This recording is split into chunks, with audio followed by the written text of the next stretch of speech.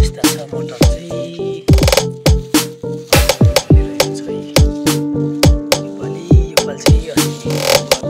हामीले मोटरलाई चाहिँ थाहा दिनु पायौँ न समस्या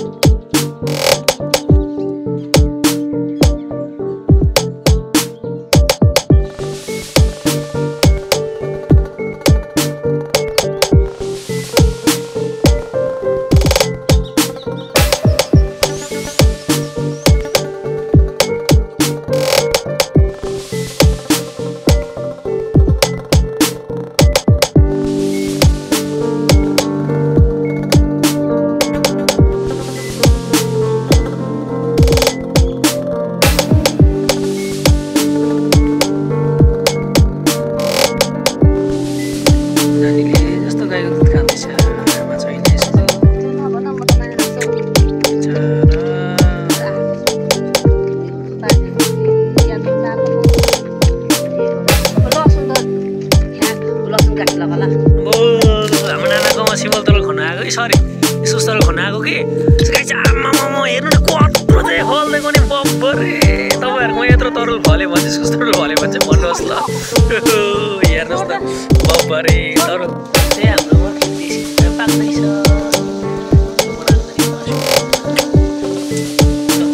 फाइनली आज हामी चाहिँ घर पनि आइपुग्यौं स्कुटी छोप्नु पर्ने अनि